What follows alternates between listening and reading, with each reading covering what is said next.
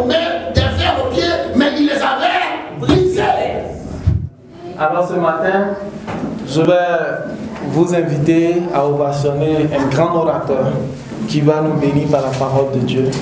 Que Dieu a mandaté en ce jour pour nous, pour que cette parole-là transforme nos vies. Amen. Alléluia. Amen. Et donc sans plus tarder, nous allons inviter le prophète, le révérend prophète Juan Olivier.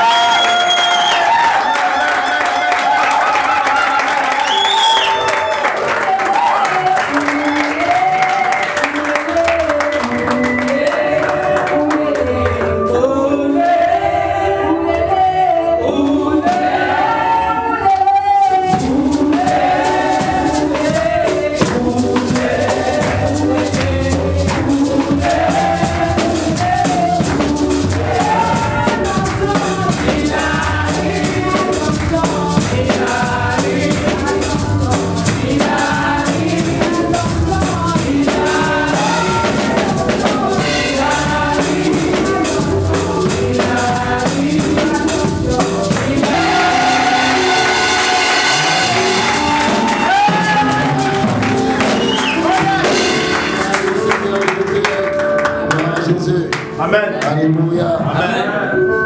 Merci Père. Nous te bénissons, nous te rendons grâce et nous te disons merci. C'est toi qui as rassemblé ton peuple en grand nombre dans ta présence pour écouter ta parole. Viens prendre la première place. Saint-Esprit, viens siéger. Viens nous orienter. Seigneur, je ne suis qu'un canal. Viens utiliser puissamment ce canal afin de restaurer et de transformer la vie de ton peuple. Au nom de Jésus-Christ. Amen. Amen. Amen. Amen. Amen. Pour s'asseoir, s'il vous plaît. Alléluia. Et donc, le thème ce matin, c'est la transformation de l'homme. Et le passage que nous allons lire se trouve dans Marc chapitre 5.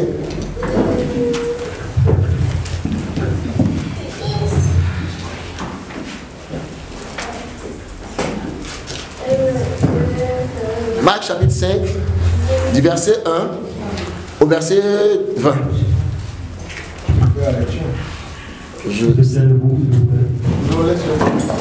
D'accord, ok. C'est un passage que je connais pas. Donc je peux lire même ça. Mais vas-y, allez-y. Marc chapitre 5, verset 1 à 20. Tout le monde a trouvé? Amen. Ils arrivaient à l'autre bord de la mer, dans le pays des Gadaréniens. Aussitôt que Jésus fut hors de la barque, il vint au-devant de lui un homme, sortant des sépulcres et possédé d'un esprit impur. Cet homme avait sa demeure dans les sépulcres, et personne ne pouvait plus le lier, même avec une chaîne. Car souvent il avait eu les fers aux pieds, et avait été lié de chair, mais il avait rempli de chair de briser les fers, et personne n'avait la force de le dompter. Il était sans cesse nuit et jour dans les sépulcres et sur les montagnes, criant et se meurtrissant avec des pierres. Ayant vu Jésus de loin, il a couru se prosternant devant lui et s'écria d'une voix forte: Qu'y a-t-il entre toi et moi, entre moi et toi, Jésus, fils du Dieu très haut? Je t'en conjure au nom de Dieu, ne me tourmente pas. Car Jésus lui disait: Sors de cet homme, esprit impur. Et il lui demanda: Quel est ton nom? Légion est mon nom, lui répondit-il, car nous sommes plusieurs. Et il le prie instamment de ne pas les envoyer hors du pays. Il y avait là, vers la montagne, un grand troupeau de pourceaux qui paissaient. Et les démons le prièrent, disant: Envoie-nous dans ces pourceaux, afin que nous entrions en eux. Il le leur permit. Et les esprits impurs sortis entrèrent dans les pourceaux, et le troupeau se précipita des pentes escarpées dans la mer. Il y en avait environ 2000, et ils se noyèrent dans la mer. Ceux qui les faisaient perdre s'enfuirent et répandirent la nouvelle dans la ville et dans les campagnes. Les gens allèrent voir ce qui était arrivé. Il vint auprès de Jésus et il vit le démoniaque, celui qui avait eu la légion, assis vêtu et dans son bon sens, et il fut saisi du frayeur. Ceux qui avaient vu ce qui s'était passé leur racontèrent ce qui était arrivé au démoniaque et au bourreau.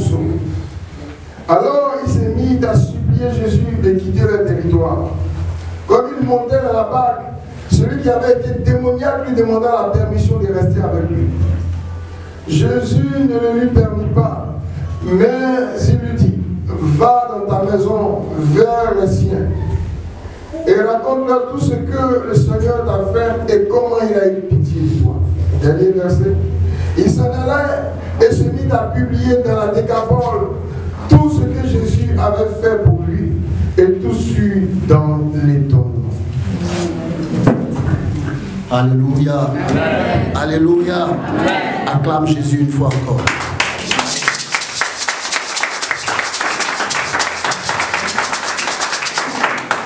Je veux te dire que si ce message a changé ma vie et que je suis devenu aujourd'hui serviteur de Dieu, il faut que quelque chose aujourd'hui se passe dans ta vie.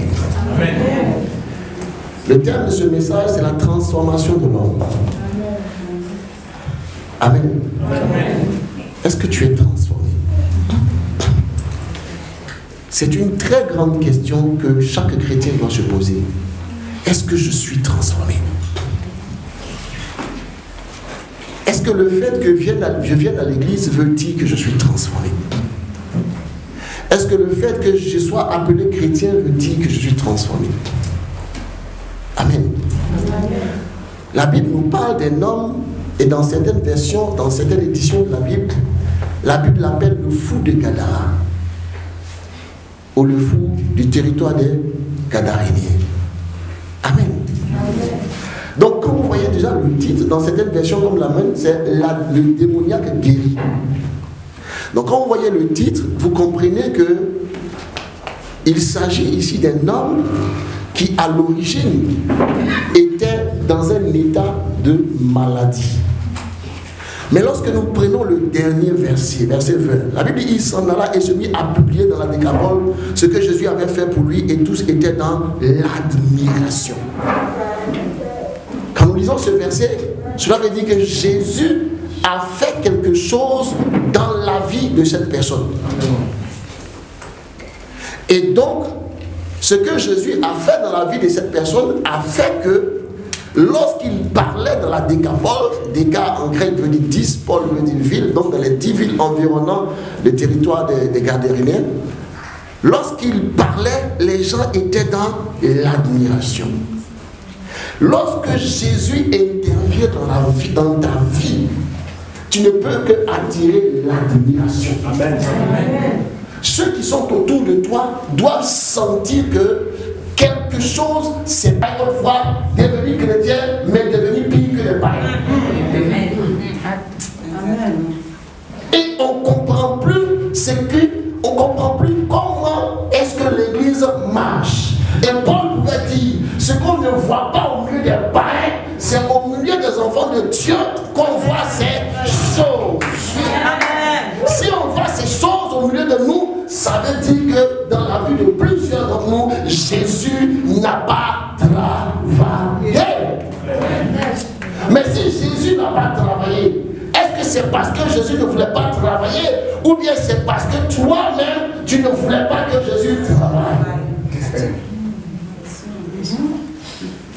C'est pour ça que lorsque on m'a enseigné ce message, je me suis assis et je dis, Seigneur, si je suis vraiment ton enfant, il faut que ma vie change. Amen. Et j'ai béni le Seigneur parce que tout a changé dans ma vie. Amen. Et lorsque nous partons à l'origine de cette histoire, la Bible dit que Jésus prend la barque et il passe de l'autre côté de la rive. Quand il arrive de l'autre côté de la rive, il va rencontrer un homme qui lui vivait dans les sépulcres. Les sépulcres, cela veut dire des cimetières. Voici quelqu'un qui vivait et dormait dans des cimetières. Est-ce qu'un homme normal peut dormir dans les cimetières? Où tu dors? Où tu dors? Avec qui tu dors? Comment tu dors? Est-ce que là où tu dors, là, je te pose la question, est-ce que tu dors bien? Est-ce que tu dors de façon légale? Est-ce que tu dors de façon légitime? Est-ce que celui avec qui tu dors là, c'est ton droit de dormir avec lui? Est-ce que tu as l'autorisation de dormir avec lui? Mais si tu n'as pas l'autorisation de dormir avec lui, que tu dors avec lui, ton chrétien est inférieur à ton païen. Amen. Parce que Jésus ne t'a pas visité. Jésus ne t'a pas visité. C'est parce que Jésus n'a pas visité les membres de l'église aujourd'hui que l'église souffre et l'église a des problèmes. L'église qui devait inspirer le monde, l'église qui devait sauver le monde, les gens devaient venir à l'église pour trouver du refuge. Aujourd'hui, quand on dit allons à l'église, dans une église au Maroc, les gens se disent, ils enlèvent la lunettes et puis ils disent, on va où? À l'église. Quelle église? Amen. Quelle église? Amen. Il y a église au Maroc? Est-ce qu'il y a pasteur au Maroc? Ah bon? Et ils sont surpris. Mais pourquoi? À cause de notre mauvais témoignage. À cause du fait que nous ne sommes pas transformés. Nous ne sommes pas renouvelés. On regarde les autres et on dit, oh, cela c'est le païen. C'est nous qui avons le Seigneur. Mais quand on te regarde, toi qui es le Seigneur, et puis le païen donne à manger à son voisin. Quand il a faim, toi tu es chrétien. Quand ton frère de l'église a faim, tu ne peux même pas lui donner un verre d'eau à toi. Tu ne te poses même pas la question de savoir si le malade est à l'église. Et tout ça a découragé les hommes du monde. Et ils se disent que c'est quoi ça? C'est des boîtes de nuit. Ils donnent la base, la piété, mais ils ont réduit ce qui ont fait la force. Tu les vois le dimanche matin dans les uniformes, bien habillés, bien coiffés. Ils viennent à l'église, ils soulèvent les bras, alléluia, amen. Mais c'est le cœur les plus endurcis, les plus belles. Et le Seigneur assis sur son trône, il regarde, il a mal. Il dit, mais c'est quoi? Est-ce mon église? Mon épouse que je vais venir chercher? Ne vous y trompez pas. Comme le pasteur me disait ce matin quand on venait dans la voiture, et j'avais reçu la même révélation. Nous sommes en train de vivre la prophétie de Daniel. L'ours qui se relève. Mais cette ours qui se relève va engendrer le retour du léopard. Et le léopard va entraîner la 3e guerre mondiale. Et le léopard a déjà pris la décision de financer à hauteur de 100 milliards de dollars son armement. Et le léopard est très intelligent. Mais c'est sa 3e tête qui est le symbole de la 3e guerre mondiale. Parce que sa première tête a créé la 1re guerre mondiale. Sa 2e tête a créé la 2e guerre mondiale. Sa 3e tête va créer la 3e guerre mondiale. Et dans plein de temps. Amen. Et dans quelles conditions Christ va venir plus sur l'église? C'est dans l'église. 2 personnes ne se parlent pas. Et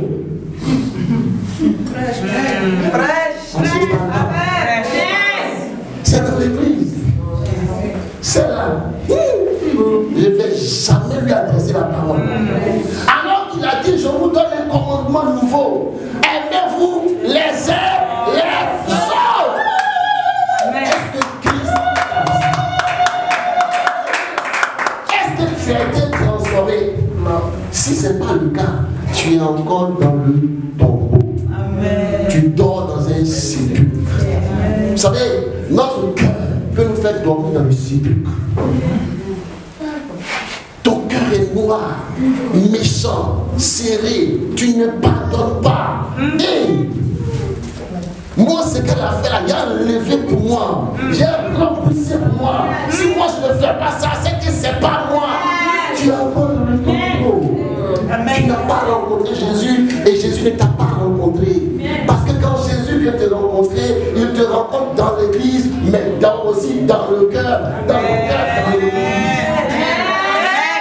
Je dis bien, il te rencontre dans ton cœur, dans l'église. Pas dans ton cœur en dehors de l'église. Parce que si elle dit dans ton cœur seulement, ça veut dire que oui, tu vas dire que Jésus c'est dans le cœur. C'est vrai, Jésus c'est dans le cœur, mais dans l'église. Parce que dans l'église, nous devons démontrer l'amour de Dieu. Et ce temps, la Bible déclare qu'il était dans le sépulcre. Et lorsque Jésus arrive, cet homme-là, il va courir, la Bible dit, il va voir Jésus et il va courir. Et il va aller se prosterner devant Jésus. Mais avant ça, que nous dit la Bible? La Bible dit que cet homme-là, amen, cet homme-là, excusez-moi, je vais changer de paire de lunettes. La Bible dit que cet homme-là, il se tailladait la peau avec des pierres. Est-ce que vous comprenez?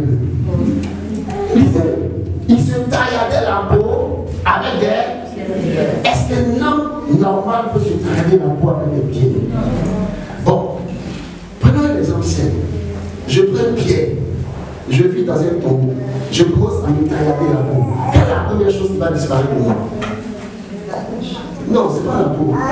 D'abord les vêtements. Yes. Je vais déchirer tous les vêtements. Avant de me déchirer, je vais d'abord déchirer tous mes vêtements. Arrête, c'était pour ce temps, on n'avait plus de vêtements. D'accord? Est-ce que ce n'est pas logique? Quand il a fini de déchirer tous les habits et qu'il continue cette taille-là, il va faire quoi? Il va maintenant tailler sa chair. Quand il taille sa chair, qu'est-ce qui va se passer? Il va se blesser, se faire des lacérations, se blesser. Mais où il vit? Dans les sépulcres. Et il n'y a personne pour le secourir. Parce que la Bible dit qu'à un certain moment, on lui avait porté des chaînes aux mains, des fers aux pieds, mais il les avait brisées. Tu ne peux pas t'empêcher de vivre dans le péché. Le Seigneur t'a mis des chaînes aux pieds, des chaînes aux mains, pour te dire désormais tu es chrétien. Tu n'as plus le droit de voler, tu n'as plus le droit de commettre l'impudicité, tu n'as plus le droit de te bagarrer. Mais toi, tu ne veux pas entendre ça. Toi, tu as brisé ces chaînes pour continuer de voler, continuer de commettre l'adultère, continuer de commettre l'impudicité, continuer de vivre ta vie comme tu vivais, faire des avortements, ainsi de suite.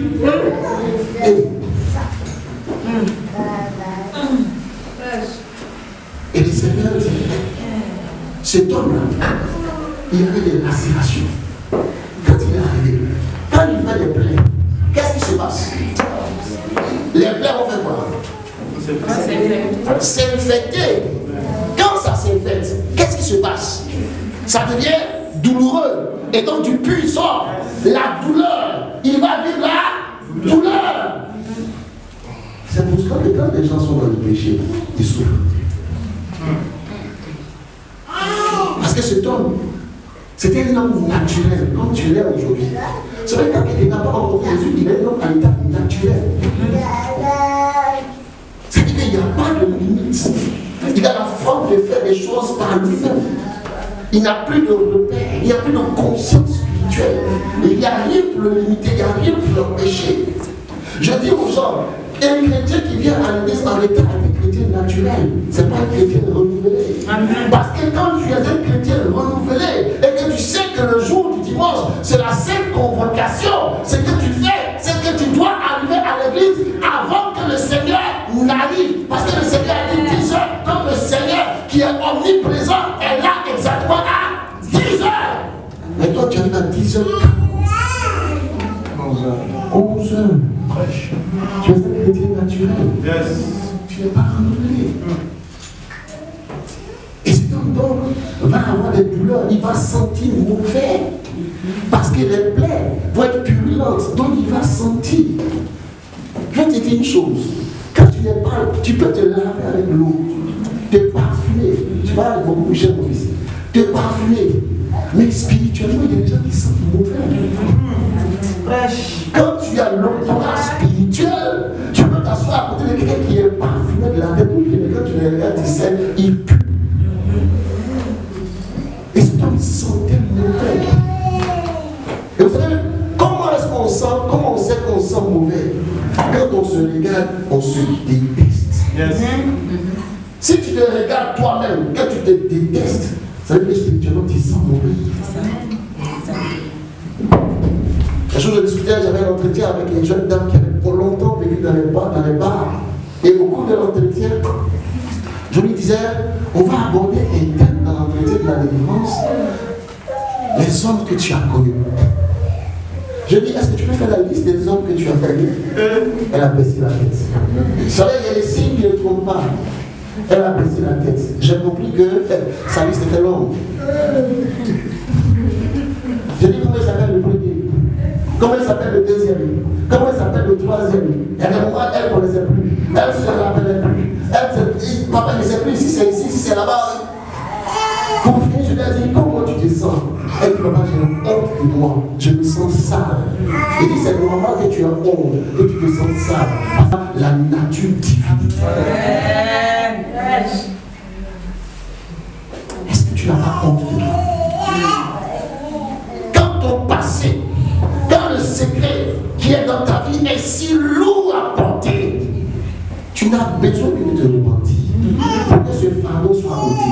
Sinon, tu vas sentir mauvais. Parce que personne ne peut aller au Seigneur avec des fardeaux. Il dit, venez avant vous qui êtes chargé, faites je vous donne de repos.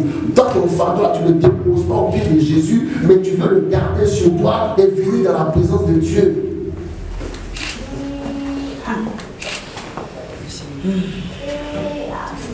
Tu n'es pas renouvelé. Tu n'es pas transformé.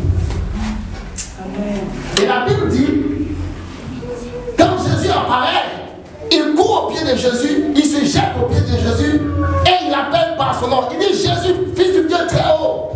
Depuis quand Jésus est venu Dieu en ce moment? Depuis quand en ce moment? C'était la première fois que la Bible mentionnait que Jésus était arrivé sur le terrain de Galilée. L'homme il court, il se jette à ses pieds et il lui dit, Seigneur, Jésus, fils du Dieu très haut. Il l'appelle même par son nom. Il n'appelle pas elle. Il dit Jésus et son nom, fils du Dieu très haut. Il se met quoi à genoux. Symbole, signe de soumission, d'obéissance. Il dit, s'il te plaît, ne me tourmente pas. Qu'est-ce qui te tourmente ce matin? Qu'est-ce qui te tourmente ce matin? Véritable enfant de Dieu, il n'est jamais tourmenté. Jamais. Vous savez pourquoi il n'est pas tourmenté? Parce qu'il est mort en lui. Et en lui, l'esprit est en lui, est l'esprit de Dieu. Je discutais avec quelqu'un ces derniers temps qui me disait, mais papa, autrefois tu es tranquille, on dit il y a la guerre en Ukraine, tu dis, Paul dit, la mort est guerre. Ce qui arrive là, ça doit arriver. Mais peut-être parmi nous, ils sont tourmentés. Ils ont peur. Pourquoi? Parce qu'ils ne sont pas renouvelés. Tu n'es pas renouvelé. Et le Seigneur lui dit, sortez de cet homme. Esprit est en don. Il ne parlait pas par lui-même. Ou bien? Amen. Et il va lui demander quel est votre nom? Normalement, il doit s'appeler Olivier. Il dit, je m'appelle Olivier. Il dit, non. Légion est mon nom. Car nous sommes. Aïe. Vous êtes plusieurs. Tu es seul. Pourquoi tu dis que vous êtes plusieurs? C'est là qu'on réalise que ce n'est pas l'autre qui parlait. Mais qui parlait? Les démons. Alors faisons maintenant revenons en arrière. Donc qui l'a envoyé dans les cellules, dans les tombes? Qui l'a envoyé là-bas? Qui l'a envoyé là-bas? Je veux dire encore, qui l'a envoyé là-bas? Non. Qui a envoyé cet homme dans les cellules? Tous ensemble, qui l'a envoyé? Les démons. Les démons. C'est les démons qui t'ont envoyé là où tu es. Qui avait pris le pierre pour le tailler, lui lacérer la peau? Les démons. Les démons. Qui le faisait hurler sur la montagne? Qui a couru avec ses pieds? Qui a parlé par sa bouche? Qui a reconnu Jésus? C'est les démons. Je faisais un programme, ma fille, mais non pas super, reste avec moi. Je faisais un programme dans l'église. Et puis une fois, j'ai dit aux femmes, levez-vous. Non. Posez vos mains sur vos entrailles, sur vos ventres. Et puis j'ai dit, commencez à parler à la sémence de l'esprit des eaux qui a posé ses bagages, ses dans vos entrailles. Elle va sortir. Et l'esprit, la sémence a commencé à monter. Monter. Monter. Quand je dis vomir, pratiquement tout le monde était à terre en train de vomir. Pourquoi?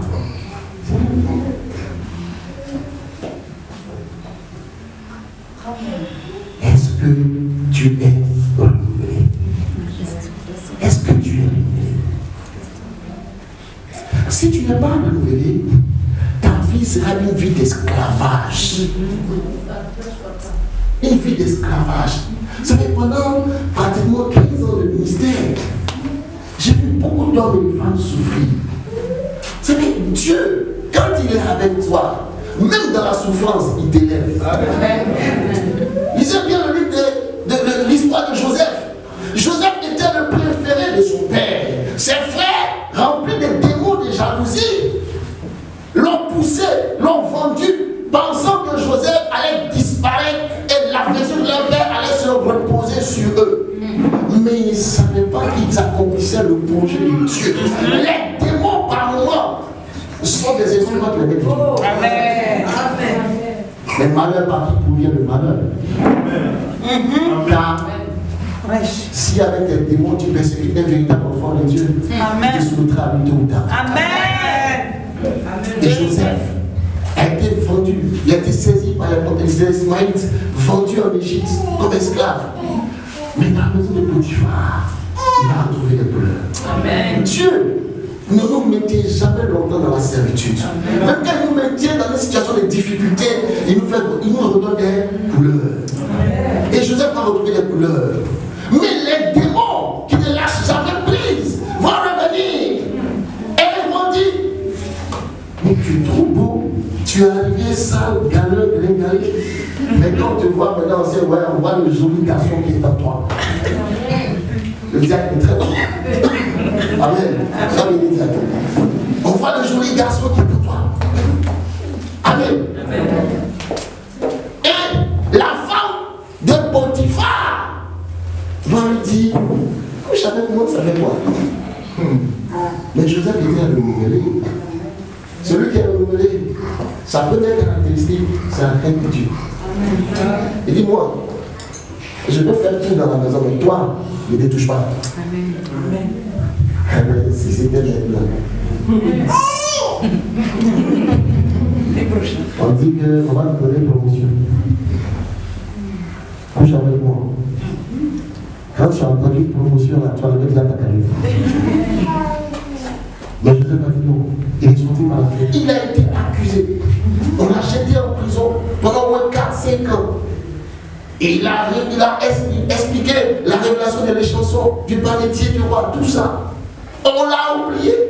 Mais dans la prison, le chef de la prison avait établi Joseph sur les autres prisonniers. Même dans la douleur, le Dieu que tu pries est dans ta volonté. Mais par contre, les démons, il n'y a pas de porte d'issue possible.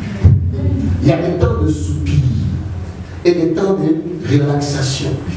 Les démons, vous savez comment ils fonctionnent? Ils t'attrapent, te pressent et puis ils te laissent. Mais quand ils te pressent, quand ils t'attrapent après, ils te pressent plus dur encore. Et puis ils te laissent encore. Tu dis, ah c'est passé, ah c'est bon, je regarde la serre. Et puis après, ils te rattrapent encore, ils te laissent encore plus dur. Et puis tu dis, ah. Et puis après, ils te laissent encore. Et puis après, tu dis, mais pourquoi ma vie est-elle continuellement perturbée? Aujourd'hui, je fais une chose, ça échoue. Après, je gagne un peu plus d'argent. Je fais, ça échoue encore. Après, je fais, ça échoue encore. Je vais dans un mariage, on me chasse. Après, je vais dans un autre mariage, on me dit, oui, dans cette façon, on va te marier. Puis on te chasse encore. Et puis toi, tous les jours, on te prend, on te presse, on te lâche. On te prend, on te presse, on te lâche. On te prend, on te presse.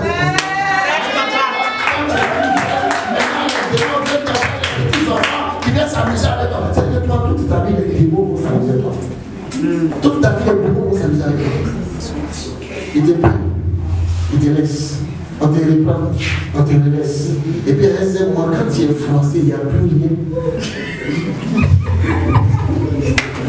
Maintenant, tu cours. Les démons se disent, mais en fait, tu as oublié qu'il y a Jésus. Amen. Et puis tu reviens à l'église. Et puis tu dis, Seigneur, mais entre temps, il y a longtemps, Jésus te dit, ma fille, mon fils, viens à moi. Viens à moi. Mais tu dis, encore si tu fais. C'est le démon.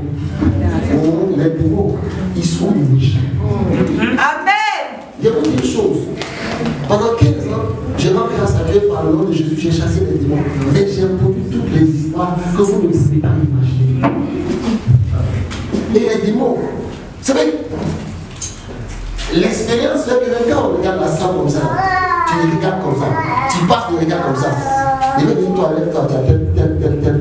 Souvent même la semaine par l'esprit Dieu, c'est l'expérience.